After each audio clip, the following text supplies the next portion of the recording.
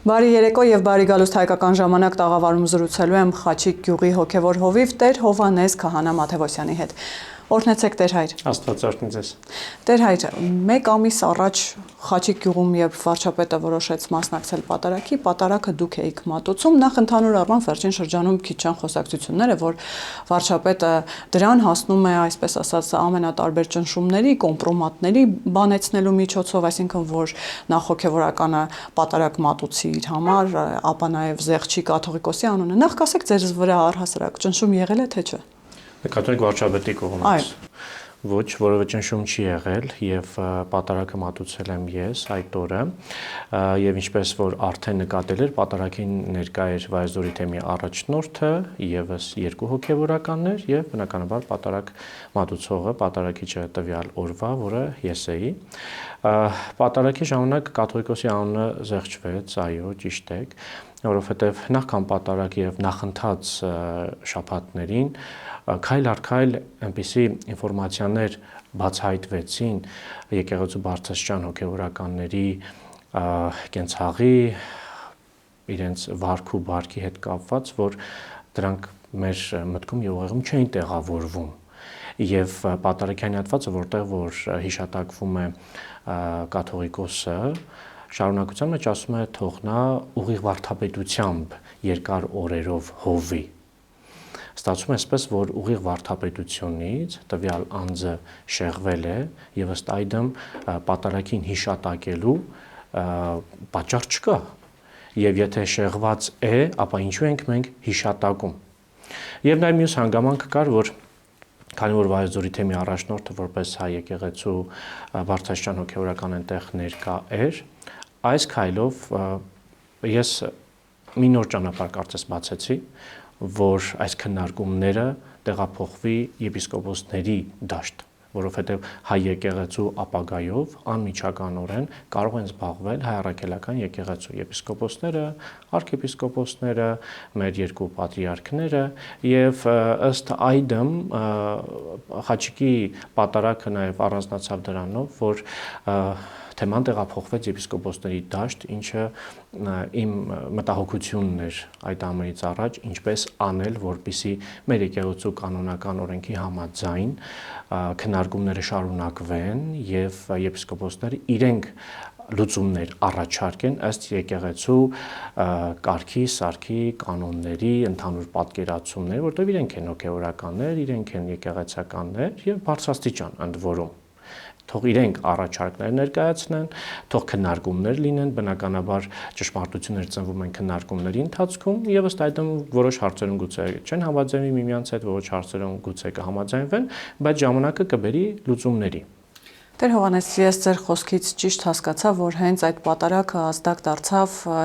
հաջորդ քայլի համար 10 եպիսկոպոսների հայտնի հայտարարությունը նկատի ունեմ, նաև նախաձեռնությունը, որով հանդես եկան եւ հորդորեցին նաև ամենայն հայոց կաթողիկոսին գնալ հանգստի, սակայն հակառակ կողմում մենք տեսնում ենք, որ կաթողիկոսը անգամ եպիսկոպոսների այս պահանջին ականջալուր չէ։ Այո։ Հետաքրքիր մի բան հիշեց ձեր հարցից հետո, կարծեմ Սուրբ Գրիգոր Տաթևացին է եկեղեցին նմանեցնում մարդու մարմնին, ասելով, որ գլուխը կաթողիկոսն է, աչքերը եպիսկոպոսներն են, բերանը վարդապետներն են, ձեռքերը քահանաներն են, ոտքերն էլ վանականները, ճգնավորները, եւ ըստ այդմ եպիսկոպոսները որպես աչքեր արձանագրեցին եղած խնդիրները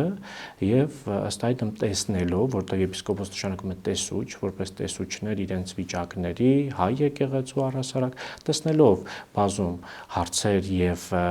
մտածելով, իմիտ առնելով, որ սրանք շուտապույտ լուծման կարիք ունեն, իրենց կոչը արեցին, հորդորը, խնդրանք, ինչպես որ մենք այն կորակենք եւ ըստ այդմ եկեղեցու կանոնական պատկերացումների ծիրի մեջ այս հարցը սկսվեց քննարկվել։ Բայց մենք նաև տեսանք, թե եպիսկոպոսների հայտնի այդ կոչը եւ հավաքը մայրաթորում ինչ հանգուցալուծում ունեցավ եւ նաև ինչ ճանապարհով ուղեկցվեց։ Մենք տեսանք, որ այնտեղ էին նաև վեհապարի աջակիցները, որոնք հիմնականում քաղաքական տարբեր ուժի ներկայացուցիչներ էին, ինչու հարցը նաև քաղաքականացվեց եւ այսպես որ հարցը սկսեցին քննարկել դիմություն այս դրամաբանության մեջ եւ ոչ թե եկեղեցու նորոգում եւ կամ այլ process-ներ։ Այսինքն ինչու հարցը արագ քաղաքականացվեց եւ այսօր կաթողիկոսին սատարողներն էլ քաղաքական ուժի տարբեր ներկայացուցիչներ են, այդ թվում Դաշնակցությունը, Մեր ձևով շարժումը, Լևոն Քոչարյանը, սա մտահոգիչ չէ արդյոք։ Անշուշտ, ես պիտի ասեմ, որ այս իրականությունը մեկ օրում չեղավ կամ մեկ օրում չծնվեց, այս իրականության սերմերը ցանվել են տասնամյակներ առաջ եւ բնականաբար այդ ցանված սերմերը հիմա իրենց պտուղներն են տալիս եւ այն պտուղները, որոնք որ մենք տեսնում ենք, այնքան էլ ակնահաճո չեն եւ կամ հաճելի չեն եւ քայլեր են պետք ձեռնարկել եկեղեցին ապա քաղաքականացնելու, որովհետեւ երբ որ եկեղեցու բարեփոխման, նորոգման ինչ որ մի process է ընթանում եւ դա քաղաքական ուժերի կողմից օգտագործվում է, սա արդեն իսկ մեզ մի հաղորդագրություն է տալիս, որ եկեղեցին նախընթաց շրջանում իր բարձրաստիճան ղեկավարությամբ, հոգևորականներով ինչ որ մի սուբյեկտիվ ուղղություն է ամրագրել եւ այսօր մենք ունենք այն, ինչը որ այսօրվա չէ, այլ շուտվանից է գալիս։ Եվ սա ազդանշան է, որ հայ առաքելական եկեղեցում մեծ խնդիր կա,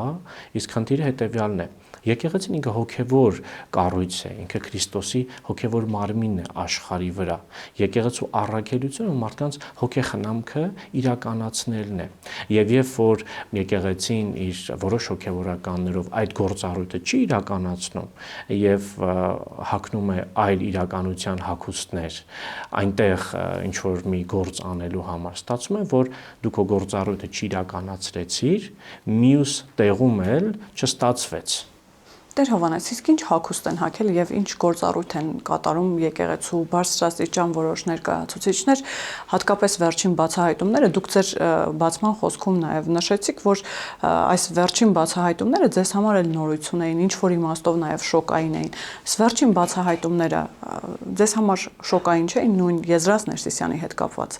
ԱԱԾ գաղտնազերծված փաստաթուղթը նկատի ունեմ։ Անշուշտ Եվ ես կարծում եմ, գուցե այս շղթան ավարտ չունի։ Անընդհատ կարող են բացահայտվել եւ երբ որ եկեղեցում հոգեորականները որոշ խնդիրների մասին գիտեն եւ կարծում են այդ խնդիրն արդեն իսկ շատ են, բայց ամեն օր, ամեն ժամ, ամեն նոր շաբաթ բացահայտում են նոր խնդիրներ։ Եվ մենք մտածում ենք, ի վերջո մենք այսինչի մեջ ենք եղել, որ նույնիսկ պատկերացում էլ չենք ունեցել։ Եվ հիմա եկել է մի ժամանակահատված, երբ որ արդեն իսկ թե ժամանակի արագությունը, թե ինֆորմացիայի արագությունը, այդ ամենը շատ արագ է ջրի երես դուրս բերում։ Եթե օրինակ նախկինում տարիներ, տասնամյակներ էր պետք մի որևէ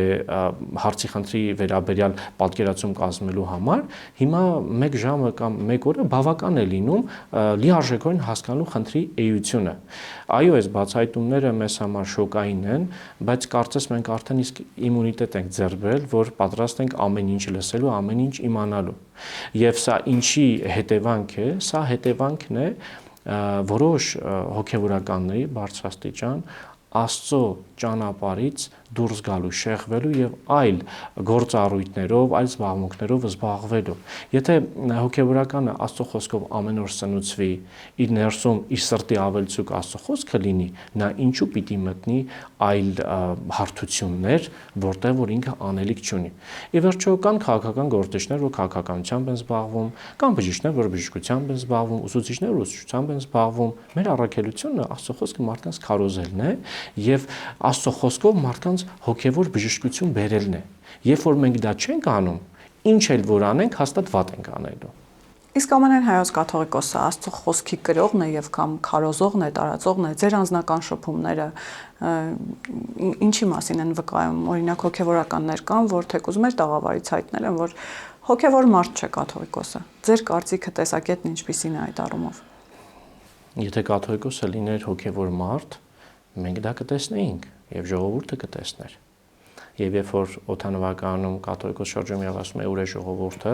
սա նշանակում է, որ չկա այն ժողովուրդը, որ ինքը կամ մենք բոլոր հոգեվորականներս պատշաճ հոգեվոր սնուցում ենք ապահովել եւ բնականաբար որտեղ մենք ենք, այնտեղ մեր ժողովուրդն է, կամ որտեղ մեր ժողովուրդն է, այնտեղ մենք ենք։ Եվ իրականությունից կտրված լինելու արդյունքը բերում է այսպիսի հենց իրականություն։ Մեր սրտով չէ, ինչ որ մեկի սրտով չէ, բայց սա իրականություն։ Մենք մինչև չառես ենք այս իրականությանը, իր ներսում եղած խնդիրներով հանդերձ, չեն կարող գնալ լուծման ճանապարհներով։ Իհարկե իրականությունը հաճելի չէ, շատ տհաճ է, մանավանդ որ համայնքներում մարդիկ երբ որ գալիս են պատարակների, ժամերգության, հոգևոր զրույցների, տեսնում ես իրենց հոգեկան տառապանքը, տագնապը, ամեն անգամ որևէ մի հոգևորականի մասին վարքային կամ ինչ-որ մի բան լսելուց հետո, ասում են, միթե մենք խաբկանքի մեջ ենք ապրել։ Հիմա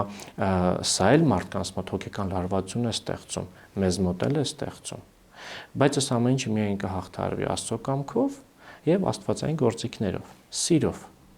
Եթե քեզ մոտ մի բան չի ստացվում, գնա, թող ուրիշը գա եւ սրբագրի, մաքրի, աշխատի, մենք էլ ամեն կերպ աջակցենք, թող մեր եկեղեցին նորոգվի ու իրական Քրիստոսի խոսքի կրողը դառնա հայոց միջավայրի մեջ, որտեղ մենք ասում ենք, չէ, հայ եկեղեցին ազգային եկեղեցի է։ Հայ ազգության մեջ քրիստոնեությունը սերմանողն է, իրեն առաջնորդողն է, իրեն խնամողն է, բժշկողն է եւ բոլորի համար է եկեղեցին։ Երբ օրինակ մարդը գալիս է հոգևոր զրույցի եկեղեցի կամ համացանցով ինչ-որ մի հարց է գրում ինձ, ես չեմ հարցնում, մի հատ որ խնդրեմ կասեք ձեր քաղաքական պատկանելիությունը, նոր ես իմանամ ձեր հարցին պատասխանեմ, թե չէ։ Եվ մարդիկ գալիս են, հոգևոր զրույցություն ստանում են, գնում են, նույն կերպ գալիս են մկրտության եւ մնացյալ ծիսակարգերի։ Այսինքն մեզ համար չպետք է լինի աչխառություն։ Մեկի հետ կիսում ենք ինչ-որ մի կարծիք, ինքը լավն է, մեկի հետ չենք կիսում ինչ-որ մի կարծիք, ինքը վատն է։ Եվ վերջո եկեղեցին բոլորի խավարանն է, բոլորի սփոփողն է։ Օրինակ հոգևորական կար, հիշում եմ Ռուսաստանի թեմից, որ հայտարարել էր, եթե մարդը հստակ ունի ՔՊԱ-ական է, իր բառերով ասած, ինքը չի կնքելու եւ այդ մարդկանց հորդորել է առհասարակ չմտնել այն եկեղեցիներ, որտեղ ինքն է ծառայում։ Այսինքն նման մոտեցում առնվազն ձեր կողմից չկա, որ ճշտեք, թե ով ինչ քաղաքական պատկանելիություն ունի, հետո նոր հասկանաք, կնքում եք այդ մարդուն, չեք կնքում, պսակադրում եք, չեք պսակադրում։ Ոչ միայն իմ կողմից, այլև մեր եկեղեցու հոգևորականների ճնշող մեծամասնության կողմից նման բան չկա։ Եվ նաև ասացիք, որ քրիստոնեությունը սիրո մասին է, քրիստոնեությունը նաև ներելու մասին է, կարող է լինել այնպես, որ եթե ամենայն հայոց կաթողիկոսը այսպես զղջա իր արածների համար, ասի, որ այո, ինքը ընդունում է, զղջում է, ներեք եւ նորոգումը նաեւ իր միջոցով տեղի ունենա, թե դա անհնար է համարում եւ եկեղեցու նորոգման համար պարտադիր է, որ Գայգին բան հեռանա։ Տեսեք, դեռևս 2018 թվականին կար մի շարժում Նոր Հայաստան, Նոր Հայրապետ։ Սա հաղորդագրություն էր վեհապարին, որ ինչ որ բան այն չէ։ Այս հաղորդագրությունը ընկալելով եւ ոչ միայն կաթողիկոս, այլև իր շուրջը գտնվող իր ամենամտերիմ եպիսկոպոսները, բարձրաստիճան հոգևորականներ պիտի անմիջապես եկեղեցում սկսեին բարենորոգման process, անմիջապես։ Չի սկսվել։ Չի սկսվել։ Եթե սկսված լիներ, այս տարիների ընթացքում հնարավոր կլիներ եկեղեցին բերել նոր կարգավիճակի, բայց ինչու չի սկսվել, արդյոք իրենք դրա կարիքը զգացել են թե չէ, սա այլ հարց է, որին իրենք կկարողանան պատասխանել։ Չէ որ դրանից անցել է առնվազն 7 տարի եւ 7 տարին բավականին մեծ ժամանակահատված էր այս ամենում զբաղվել։ Ի վերջո եկեղեցում շատ հանձնաժողովներ կան տարբեր հարցերի շուրջ։ Եվ Մարիաթորում այսպեսի մի հումորային կարծիք կա, եթե ուզում ես մի հարց չլուծվի, ստեղծիր հանձնաժողով։ Այս չլուծված լուծման կարոտ հարցերին չպատասխանելը, խնդիրներով չզբաղվելը մեզ բերել հասցրել է այսօրվան։ Իհարկե ես այս վերջերս հաճելուն նաև զարմացած եմ, որ մեր եպիսկոպոսներից մի քանիսը խոսում են հետևյալի մասին, որ տարբեր ժողովների ժամանակ Գերագույն հոգևոր խորհրդի կամ եպիսկոպոսների ու կաթողիկոսի հետ միասին անցկացրած ժողովների ժամանակ հնչել են տարբեր կարծիքներ կամ տարբեր հարցերի շուրջ եպիսկոպոսների ճնշող մեծամասնություն լրիվ այլ կարծիքի է եղել, փոքր համասություն լրիվ այլ կարծիքի, բայց ի վերջո Մարիաթորի պաշտոնական հայտարարությունը կանգնած է եղել փոքրաթիվների կարծիքի վրա կամ գուցե լրիվ այլ կարծիքի վրա։ Մեզ թվացել է, որ բոլոր եպիսկոպոսները պաշտպանում են տվյալ թեզը եւ հիասթափություն ենք ապրել, ասելով՝ միթե դուք իրականությունից կտրված եք, միթե չեք նայում ձեր շուրջը ու չեք տեսնում ինչ է կատարվում։ Հիմա երբ որ այս ժամանակները եկել են եւ ամեն ինչ արդեն քայլ առ քայլ խոսվում է, քննարկվում է, նոր է լույսը հայտնվել ու այդ խավարը ցրվում է ու մենք հասկանում ենք ինչ է եղել, ով ինչպես է տուժել հայ առաքելական եկեղեցում եւ ես հիմա որ վերլուծում հասկանում հետեւյալը՝ մեր եկեղեցու ամենա տուժած հոգեվոր դասը դա բարձրագույն դասն է, եպիսկոպոսների դասն է։ Որովհետև իրենց խոսքը լսելի չի եղել։ Որտեվ իրենք առաջարկել են եւ առաջարկի համար ասել են այո, բայց չեն արել։ Այսինքն միայնա է որոշվել։ Մեկ մարդու կամքն է այսպես կարևոր եղել։ Այո։ Եկեղեցում միահեծան իշխանությունը ի վերջո տանում է լճացման։ Եվ եթե մենք ուզում ենք առհասարակ այնպիսի լուծումներ գտնվեն, որոնք որ նաև երկարաժամկետի համար արդարացված են ու ճիշտ են, ապա ժողովական քննարկումները, ժողովական վերլուծությունները, կողմ եւ դեմ կարծիքների հակադրումը կարող է ծնել ճշմարտություն եւ դրանով պետք է առաջնորդվի արդեն եկեղեցին։ Կգա ժամանակ, որ կտեսնենք այլևս այս որոշումը կենսունակ չէ, եկեղեցական ժողովն էլի իր էության մեջ է, նորի ժողով կգումարի, նոր բան կառաջարկի։ Եթե մենք ժողովական մարմիններին մի կողմ ենք թողնում եւ միայնակ ենք ղեկավարում ինչ որ մի բան, մեզ կողքից չեն ասում դու ճիշտ ես, դու սխալ ես, վախենալով, որ եթե հանկարծ ասեն, այսինչ հարցում դու սխալ ես, կարող են կարգալուծվել։ Եվ ըստ այդմ ասում են, այո, ինչպես կասեք, ճիշտ է, նորմալ է, բայց իրականությունը լրիվ ուրիշ ուղղության վրա է ընթանում ըստ երևույթին, այսպես ծածկված, սքողված իրականությունն էլ դառնում է ընդունելի, ընկալելի, բայց շեղելով լրիվ իրականությունից շեղելով։ Տեր Հովհաննես, ձեզ համար արդյոք հարցական է եւ կամ նման հարց ձեզ մոտ առաջացել է ամենայն հայոց կաթողիկոսը չի ուզում գնալ, թե չի կարող գնալ։ Հարցս նաեւ այն համատեքստում է, որ տեսեք, ի սկզբանե դա այդ պահանջը կար վարչապետի մոտ, հետո նաեւ 10 եպիսկոպոսներ ընդվզեցին եւ այդ մասին խոսեցին եւ հասկացանք, որ նաեւ ներսում խնդիրներ կան։ Հիմա հանրությունը նաեւ այսպես աջակցում է այս գործընթացին, այսինքն ել ինչ է պետք, որ ամենայն հայոց կաթողիկոսը ականջալուր լինի եւ հասկանա, որ այո, պահն է պիտի հեռանա, այսինքն չի ուզում գնալ, թե չի կարող գնալ։ Ինչն է իրենք ապում այդքան մայրաթորի հետ։ Իսկ դժվարում է հարցին պատասխանել, որտեվ չեմ կարող ասել այս բանը ինչ է մտածում ամեն հայոց կաթողիկոսը։ Կարծում եմ, որ որոշ ժամանակ հետո ինքը ավելի հասանելի կամ իր խողովակներով հասանելի կդարձնի, վերջո ինքը չի ուզում գնա, թե իրեն չեն թողնում, որ գնա, արդյոք ինքը մնում է հանուն հայ եկեղեցու, թե ինքը մնում է հանուն այլ հանգամանքների, սա ժամանակը ցույց կտա։ Ես չեմ ուզում առաջ ընկնել եւ իր փոխարեն մեկնաբանություններ անել, մանավանդ որ դա շատ անշնորհակալ գործ կլինի։ Եվ շատ է խոսվում, որ ամեն դեպքում կաթողիկոսը ժամանակ է շահելու մինչև 2026 թվականի խորհրդարանական ընտրություններ, քանի որ իր համար սպասելի է, որ ընտրություններում կարող է իր համար այսպես ցանկալի արդյունք լինել։ Ինչի մասին են այս խոսակցությունները։ Այսինքն այստեղ էլ իր գնալ եւ կամ մնալու հարցը պայմանավորված է քաղաքական իշխանության ընտրություններով։ Տեսեք,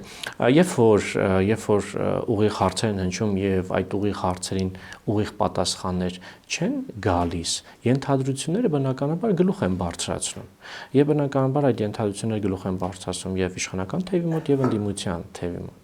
Դրա համար, երբ որ հարց են տալիս, այդ հարցին արժե որ ճիշտ պատասխան արվի եւ ուղիղ պատասխան արվի։ Իմաստացում հետեւյալը, որ հանրության ակտիվ մի շարք քննարկում է, որ կաթողիկոսը լավն է, մի շարք քննարկում է, որ կաթողիկոսը վատ է, բայց կաթողիկոսը ինքը չի ասում ոչինչ։ Եթե ինքը այդ հարցին ուղիղ պատասխաներ, ըստ այդմ մենք նաև կիմանայինք, գուցե պետք է մտնեինք իր մտահոգությունների դաշտ, բայց ոչինչ չի ասում։ Նկատի ունեք զավակ ունենալ չունենալու այդ հայտնի հացը, թե արդյոք կարծում եմ այդ հարցը այլևս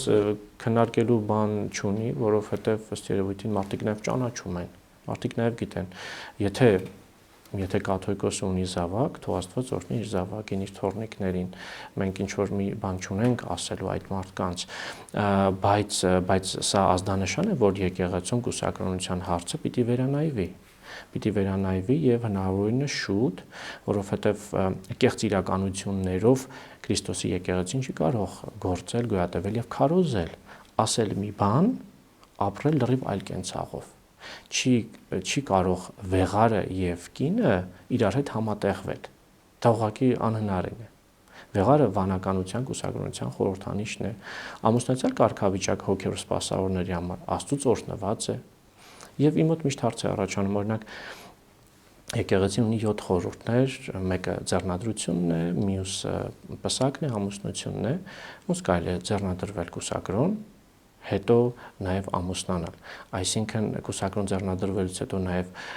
հոգևորականները գնում են եկեղեցու խորհուրդը պսակադրվում են, ոնց են անում։ Այդ ժամանակ եկեղեցում կանգնում են վեղարով կնոջ կողքին, թե կոստյում շալվարով։ Ոնց է լինում։ Այս հարցերը այսինքն այդ երկուսը անհամատեղելի են։ Ընդհանրապես իրար հետ համատեղելի չեն։ Եվ պետք է հարցերը քննարկվեն եկեղեցական ժողովներում, որոշումներ կայացվեն, ի վերջո նաև կայացված որոշումները պիտի խոսեն Աստվածաշնչի հոգու հետ, Սուրբ Գիրքն ասում է, թող եպիսկոպոսը մեկ կնոջ ամուսին լինի։ Այսինքն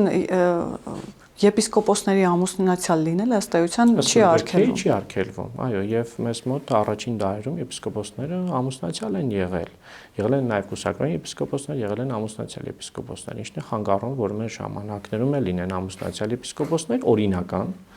եւ օրինական կուսակրոն եպիսկոպոսներ։ Տեր Հովհաննես,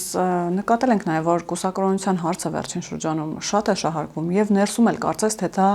ճնշման մահակի է այսպես վերածվել, որ ամենատարբեր, այդ թվում նաև եպիսկոպոսների վրա այդ ճանապարհով փորձում են ճնշում գործադրել նույն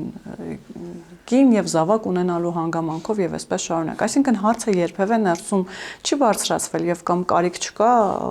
հարցը դնել քննարկման եւ հասկանալ թե արդյոք լուծումը որն է։ Եվ նաեւ ինչու հենց այս հարցը այդքան շահարկվել է եւ ներսում փորձել են դա որպես մահակ օգտագործել։ Հենց եթե չեմ սխալվում, հենց Գայգին Բեի կողմից։ Տեսեք, կուսակրոնության հարցը եւ այն որպես մահակ կամ ոչ մահակ կիրառելու հանգամանքը նոր չէ հայ առաքելական եկեղեցում եւ հանուն ազնվության պետք է ասել, որ այս խնդիրները կային նաեւ կաթողիկոսից առաջ եւ այս հարցը միշտ է քննարկվել, բայց լուծման չի հասել։ Նախ որովհետև եղել է ցեղասպանության շրջանը, ծանր տարիներ, հետո առաջին հանրապետության 2 տարին ընդամենը, դա էլ ծանրագույն շրջան, հետո խորհրդային միություն, այսինքն հոգևորականների աքսոր, այնքան որ մայրաթոռում մի քանի եկեղեցական են մնացել ընդամենը, եւ հետո Վազգեն Վեհափառի շրջան եւ անկախություն բնականաբար եւ արդեն վերջին կաթողիկոսի շրջան, որը շուրջ 26 տարի է։ Այս 26 տարին հիանալի ժամանակահատված էր այս հարցը լուծելու եւ վերջացնելու, ինչը որ կարող էր արվել եւ չի արվել։ Եթե այս հարցերը լուծվեր, մենք հիմա այսպիսի իրականություն չէինք ունենա։ Ինչու պիտի մեր եկեղեցի հաճախող հավատացյալները գան ողջունեն տվյալ եպիսկոպոսին կամ կաթողիկոսին եւ մտերում մտածեն, սա այն որ կին ու երեխաներ ունի այս մարդն է, դե լավ, մեր գործը չի անցնենք առաջ։ Այսինքն այս գայթակղությունները եկեղեցու միջից պետք է վերացվեն ընդհանրապես կանոնական որոշումներով։ Այս տնային աշխատանքները պիտի կատարված լիներ, չի կատարվել։ Հիմա եկել է այնպիսի մի ժամանակ, որը մեզ թելադրում է, ուզես թե չուզես, այս աշխատանքները պիտի իրականացվեն, որքան շուտ այնքան լավ։ Եվ այստեղից կրկին էլի հետևություն, որ Գայգին Բ-ն պիտի հեռանա, որ այս գործընթացները սկսեն, այս նորոգման գործընթացը սկսի տեղից շարժվել, ճիշտ եմ հասկանում։ Ստացվում է այսպես, որ եթե քո ներկայությամբ նորոգում տեղի չի ունենում, մնում է մեկ ելք, դու գնում ես, որ նորոգում տեղի ունենա։ Եվ Տեր Հովհաննես, ասացիք, որ շատ իրավիճակներում է կաթողիկոսը լռել, ինչը հենց այս իրավիճակին է բերել եւ հանգեցրել, նաեւ տարօրինակ չէ, որ ազգի համար շատ ցավալի բախտորոշ իրավիճակներում կաթողիկոսը լուռ է եղել, նկատի ունեմ օրինակ մարտի 1-ի դեպքեր, ինչու ոչ 2020 թվականի պատերազմ, երբ կաթողիկոսը լուռ էր եւ միայն պատերազմից հետո արդեն քաղաքական այսպես հայտարարություններ էին հնչում, ինչու կաթողիկոսը հաղորդ չէ ժողովրդի հետ, ինչու է այսպես ասած կտրվել եւ կամ այդ պատը կառուցել իր եւ ժողովրդի միջև։ Գիտեք, երբ որ ես անցա համայնքային ծառայության, որտեղ մինչև այդ մայրաթոռում էի ծառայում, հայտարարում լուսարար էի, համայնքային ծառայության մեջ իմ 6 տարվա ամբարած գիտելիքները 3 ամսով վերջացավ։ Ու ես անակնկալ եկա, ասի, բա ես 6 տարի ինչ էի անում։ Ըստ այդմ հասկացա հետևյալը, որ իրական հոգևոր ծառայությունը մարդկանց մեջ լրիվ այլ է, տեսական գիտելիքներ ունենալ հոգևոր կյանքի աստվածաբանության կրոնի վերաբերյալ լրիվ այլ է։ Քանի մենք մարդկանց մեջ չենք, իրենց ցավը չենք կիսում, որ քչացնենք, ուրախությունն էլ չենք բազմապատկում, որ շատացնենք, մենք անհաղորդ ենք մնում այդ իրականությունից։ Ստացվում է մենք ստեղծում ենք մի արտաքին երևացող ինչ-որ մի ֆասադ, եթե այդ բառը ճիշտ է չգիտեմ, եւ ասում ենք սա է ու վերջ, բայց եկեղեցին իր մեջ կրում է Աստծո խորին խորհուրդը։ Հոգևոր կյանքը մի օվկիանոս է, որտեղ ինչքան լողաս, վերջ չունի, ու դա հայտնագործությունների տարածք է։ Եկեղեցին այդ ուղղությունը ցույց տվողն է։ Ինչպես որ Աստված ասում է, եկեք ինձ մոտ բոլոր հոգնածներդ ու ծանրաբեռնվածներդ։ Ի վերջո, մեր ժողովրդի կյանքում եղել են ծանրագույն իրավիճակներ, որի ժամանակ հենց եկեղեցին Աստծո խոսքը քարոզып ասել եկեք ինձ մոտ, ոչ թե ասել օրինակ այս կողմնորոշում ունեցող մարդիկ թող ինձ հեռու գնան, բայց չէ որ Աստված հիվանդների բժիշկն է, դու պիտի կարողանաս մխիթարել, բժշկել, վերքերը վիրակապել, կանգնել կողքին, բոլորն էլ քո զավակներն են։ Դու չես կարող ասել մեկին շատ եմ սիրում, մեկին քիչ եմ սիրում։ Ընդհակառակ, եթե զավակդ ինչ-որ տեղը սխալվել է, դու իրեն ավելի շատ ժամանակ ես տրամադրում, որովհետև իրեն համարում ես կորած ոչխար ըստ ավետարանի խոսքի։ Եվ դու թողնում ես քո մոտ գտնվողներին, որովհետև արդեն քո մոտ են ու գնում ես, հայրաբար ներում ես, ուզում ես լսել, որպեսզի հասկանաս լավ որպես հայր որտեղ ես կիսա թողել դաստիարակության այդ գործը, որ այսօր քո զավակը այսպիսի խնդրի առջև է կանգնել։ Երբ որ հայրաբար ներողամտությամբ սիրով դու քո զավակին շրջապատես, զավակը իր սխալները կխոստովանի, դու հայրաբար կլսես, ներում կշնորհես ու իրար ձեռք բռնած կգնաք առաջ։ Եկեղեցին հենց դրա համար է։ Իսկ եկեղեցին այսօր լիարժեք կատարում է իր հոգևոր քարոզչական առաքելությունը, այ դուք էլ ասացիք ձեր խոսքի մեջ, որ դա է իր առաքելությունը, հոգևորի մասին քարոզչությունը։ Հիմա այդ առաքելությունը լիարժեք կատարվում է։ Ես կասեմ, որ ոչ, եւ ցավով եմ ասում, ոչ, որովհետեւ տեսեք, մեր եկեղեցական պատկերացումներով հոգևոր քարոզչական գործառույթ իրականացնում են հայ եկեղեցու վարդապետները։ Հիմա եկեք մտնենք համացանց եւ փնտրենք հայ եկեղեցու վարդապետներին։ Հայաստանի Հանրապետության տարածքում ապրող, գործող եւ քարոզող 2 հոգուց ավել չենք անցնի, որ իրենց համացանցային էջերն ունեն, ալիքներ ունեն եւ ամեն օր հոգևոր թարմ նյութեր են տալիս մարդկանց եւ տեսնում ենք մարդիկ հազարավորներով հետևում են այդ նյութերին, որտեվ ծարավ են։ Անցնենք քահանաներին։ Գուցե գտնենք մի 10 հոգևորական, ովքեր որ հոգևոր քարոզչությամբ են զբաղվում, ոչ միայն իրենց համայնքներում, այլև օգտագործում են համացանցը որպես գործիք։ Բայց սա շատ քիչ է։ Սա շատ քիչ է, որովհետև ոչ միայն հոգևոր թեման պիտի հոգևորականը խոսի, այլև ետևից եկած հարցերին պիտի անհատապես պատասխանի։ Հետո այդ մարդիկ գալիս են ասում են, «Տեր, այլ որ այս ինչ բանն ասում եք, ինչ է նշանակում»։ Եկեք իմ կյանքում սա փորձենք վերլուծել։ Եվ այս հոգեխնամքը եկեղեցու գործառույթն է։ Իսկ երբ որ եկեղեցին դա չի անում, եւ չի անում 1 օր, 1 շաբաթ, 1 ամիս, տարի, տասնամյակներ, այդ գործը իրենց վրա վերցնում են ուրիշ հոգևոր կյանք առաջարկողները, որոնց մենք կոչում ենք աղանդներ։ Ինչու են իրենք այդպես զբաղված։ Կարող է մենք ուրիշ բանով ենք զբաղվում։ Իսկ գուցե մենք վերադառնանք մեր անելիքին եւ ամեն ինչ խաղաղվի ու հանդարտվի։ Այսինքն այստեղից էլի հետևություն, որ ամեն դեպքում բացը գալիս է եկեղեցու կողմից եւ մարդիկ փորձում են այդ ծարավը հոգևոր որևէ կերպ լրացնել եւ կամ հագեցնել այլտեղ։ Տեր Հովհաննես, նաև վերադառնալով Խաչիկ գյուղում տեղի ունեցած հայտնի պատարագին, որին նաև մասնակցում էր վարչապետը, նախ ընդհանուր առմամբ ձեզ մոտ նաև վախ չկար, որ կլինի կարգալուծություն, մայրաթորի կողմից կլինեն համապատասխան այդ գործողությունները, որը մենք տեսնում ենք վերջին շրջանում Տեր Արամի հետ տեղի ունեցողը, Տեր Թադեի, Տեր Տարոնի, այսինքն մենք տեսնում ենք, որ այն մարդիկ, ովքեր Չակերտավոր ասած հանդգնում են պատարակ մատուցել, որին մասնակցում է նաև վարչապետը, հետո մայրաթորի կողմից այսպես որոշակի պատժի են արժանանում։ Ձեր դեպքում այդ վախը չկար, որ կարող եք դուք էլ կարգալույծ լինել։ Տեսեք, նպատակը շատ ավելին է, քան որևէ վախ։ Վախն ու Աստված իրար հետ չեն լինում, կամ վախն է, կամ Աստված։ Նպատակ կա եւ այս նպատակների մեջ երկու կարևորը կային։ Մեկը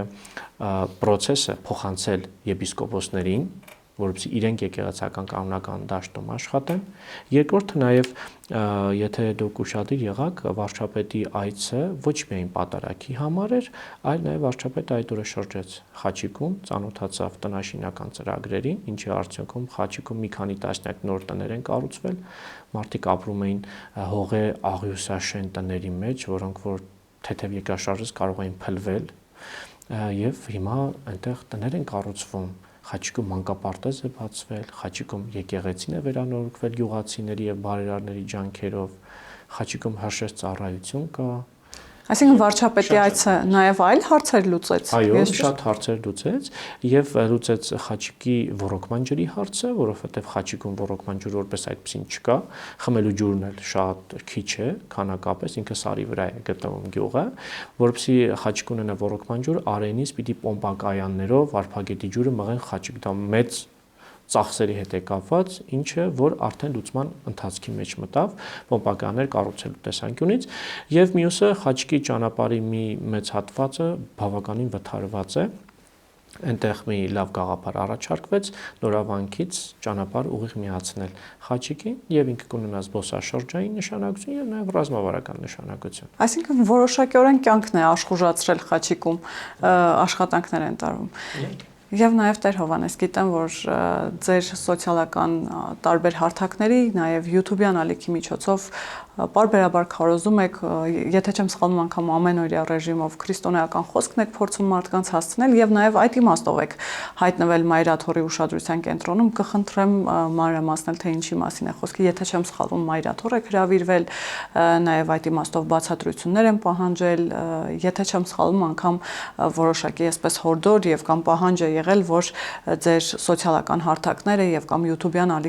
ալիքը ծառայեցնեք նաեւ քաղաքական տեքստերի եւ կամ քաղաքական որոշակի բովանդակության համար։ Իմ տեղեկությունները, եթե սխալ են, խնդրեմ ուղղել ինձ։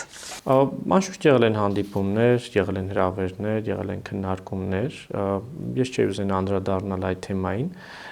բայց նաեւ չէի ուզենա որոշ սուբյեկտիվ կարծիքներ ամիսներ առաջ կամ տարիներ առաջ հայտնվեին իմ համացանցային էջերում կամ YouTube-յան ալիքում, որտեղ այդ էջերի նպատակ հոգևոր քարոզչական նպատակն է, եւ այդտեղ հոգևոր սնունդը փոխանցում է բոլորին, առանց աչառության։ Բոլորին է փոխանցվում եւ բռնել մեկի թևը եւ մյուսներին բաց թողնել այդպես ճիշտ չի։ Հիմա գուցե մեզ դիտողներն ասեն, բա որ վարչապետը եկավ Խաչիկ, դա մի կողմի թևը բռնելը չէ։ Մի անգամ վարչապետը եկավ Խաչիկ, իսկ ամբողջ ընթացքում հոգևոր գործունեությունը արվել է բոլորի համար։ Ես նաև գնդերից եմ, ծառայում եմ զորամասերում եւ այդ հոգևոր սպասավորությունը, ապա քաղաքական հոգևոր սպասավորությունը բաշխում եմ նաև բոլոր զինծառայողներին։ Եվ լուծումը, հետևությունը, Տեր Հովհաննես, փորձեմ ամփոփել, հետևությունը այս ստեղծված իրավիճակում, որը պիտի լինի, մենք արդեն շուրջ 40 րոպե խոսում ենք ամենատարբեր խնդիրների մասին, հետևությունը եւ լուծումը նաեւ լուծման ճանապարհները, ես գիտեմ, որ վարչապետն է լուծման իր ճանապարհային քարտեզն առաջարկել, դուք ինչպես եք պատկերացնում այդ լուծումը, այդ լուծման ճանապարհային քարտեզը եւ նաեւ ինչ հետևություն պիտի անել այս իրավիճակից ստեղծված։ Նախ շատ ուրախ եմ, որ այս թեման բացվել է բացվել է մեր եկեղեցու հետևորդների միջոցով, բացվել է մեր եպիսկոպոսների միջոցով, քահանաների միջոցով եւ Փառք Աստծո բավականին քննարկումներ էլ կան հոգեվորականների միջև, ովքեր որ եթերներում հարթակներում չեն երևում, 10 եպիսկոպոսների հետ եպիսկոպոս չեն կամ այդ քննարկումները շատ են եւ գնալով ավելի մեծ է դառնում այդ քննարկումների քանակը, ինչը հուսադրող է։ Այսինքն մարդիկ են միանում, ճիշտ հասկացա։ Մարդիկ են միանում, մարդիկ են նոր գաղափարներ են տալիս, մարդիկ ովքեր որ երբեք չեն հայտարել ինչ որ մի շարժման միանում է, ինչ որ մեկին չեն միանում, լրիվ նեյտրալ մարդիկ, այսինքն եկեղեցու բարեփոխումը եկել է հասել է մի կետի, որ այլևս չանել հնարավոր չի։ Պիտի անես։ Եվ ի վերջո, գիտեք, եկեղեցին նմանվում էր մի մարմնի, որը հիվանդացել էր, ներսում թարախակալած վիճակ էր, կողքից նշտարով կտրել են եւ թարախը դուրս է թափել։ Մենք պիտի եւ խնամենք այդ մարմինը, որ կարիք ունի խնամքի եւ նաեւ ասենք, որ լավ էր, որ դա եղավ, որտեւ եթե դա չլիներ, իր բուն առաքելությունից շեղված վարչական եկեղեցին գնում էր լրիվ ուրիշ ուղղությամբ։ Ի վերջո կա հոգևոր եկեղեցի, կա վարչական եկեղեցի։ Հոգևոր եկեղեցին Քրիստոսի մարմինն է իր եկեղեցու խորհուրդներով, քարոզչությամբ, պաղոտքներով, վարչական եկեղեցին այն մարդիկ են, ովքեր որ տարբեր պաշտոններ ստանձնած ինչ որ մի գործառույթ են իրականացնում եկեղեցու ներսում, ինչպես որ յուրաքանչյուր կազմակերպության ներսում կան մարդիկ աշխատակիցներ, ովքեր որ ինչ որ գործ են անում։ Ես դիահույս եմ, որ Աստված բարին կանի եւ մեր եկեղեցու համակարգը ուղղակի կփոխվի հետեւյալ տրամաբանությամբ, ոչ թե կլինի մենիշխան համակարգ, անկախ նրանից ով է մենիշխանը, սուրբ է թե չէ։ Եվ այս իմաստով նաև սրբերի փնտրտուքով էլ պիտի չտարվենք, որտեղ յուրաքանչյուր մարդ մեղավոր է,